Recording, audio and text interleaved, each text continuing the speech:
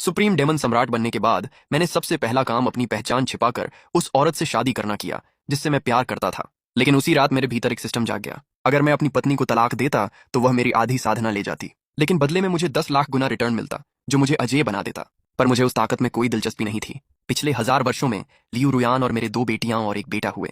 हम खुशी खुशी साथ रहते थे, लेकिन जिस दिन वह महारानी बनी उसने सबके सामने मुझे तलाक दे दिया। मैंने आसमान में खड़ी अपनी पत्नी की ओर देखा। वह किसी देवी की तरह लग रही थी। हालांकि मुझे जवाब पहले से पता था, फिर भी मैं उसे उसके मुंह से सुनना चाहता था। निर्मल महारानी इस लोक की सबसे शक्तिशाली और रहस्यमयी पदवी है। इसे पाने के लिए इंसान को अपने सारे भावनात्मक रिश्ते तोड़ने पड़ते हैं। अगर इसकी साधना चरम पर पहुंच जाए तो यह तुम्हारे इटर्नल नाइट पद के बराबर हो सकती है।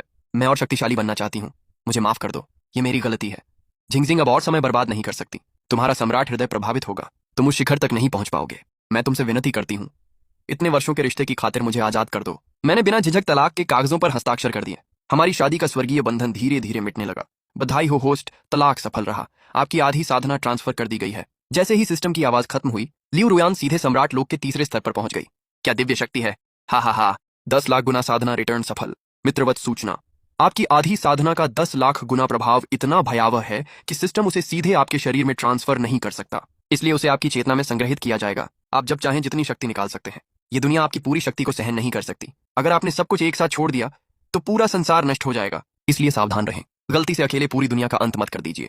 विशाल आकाश के नीचे मैंने अपने बच्चों से पूछा, तुम लोगों ने फैसला कर लिया? अपनी माँ के साथ जाओगे या अपने पिता के? झिंगान जिशुआन, ये 2 दैवी हथियार तुम्हारी माँ ने तुम्हारे लिए तैयार किए हैं। इधर आओ और ये हथियार तुम्हारे होंगे। अब से अपनी माँ का अनुसरण करो। तुम्हारी प्रतिभा और क्षमता, साथ ही तुम्हारी माँ के संसाधनों के सहारे तुम एक दिन सम्राट बनोगे। पिताजी, बेटा, मुझे माफ कर दीजिए। अब मैं तुम्हारी देखभाल नहीं कर सकती। अपनी माँ की बात सुनना और मेहनत से साधना करना। लियू झेंगान तलवार को देखकर उत्साह छिपा नहीं पा रहा था। लियू जिशुआन भी लियू रोयान के पास गई। घुटनों के बल बैठकर 3 बार सिर झुकाया। फिर वह मुड़ी और मेरी तरफ चल पड़ी। पापा, मैं हमेशा आपका साथ दूंगी। तुम अभी छोटी हो, तुम नहीं समझती कि दांव पर क्या लगा है। तुम्हें अपने भविष्य के बारे में सोचना चाहिए। अपने पिता का अनुसरण करने से तुम्हें कुछ हासिल नहीं होगा। बहन चुप रहो। एक शब्द और कहा तो मेरा कोई भाई नहीं रहेगा। माँ को चुनना गलत नहीं है, लेकिन सबसे पहले उस दैवी तलवार को पकड़ने दौड़ना सच में घिनौना था। लूतियान के दिल में दोनों माता पिता सबसे करीब थे, लेकिन अगर चुनना ही पड़े तो माँ को चुनना बेहतर था। महान सम्राट म्याऊ म्याऊ और तुम, मम्मी बहुत बुरी हैं। मैं आपसे कभी बात नहीं करूंगा। म्याऊ, अगर तुम माँ के पास आ जाओ तो मैं अमर लोक के सबसे महान रसोइयों से तुम्हारे लिए रोज स्वादिष्ट मिठाइयां और खाना बनवाऊंगी। आप बुरी इंसान हो, मुझसे बात मत करो।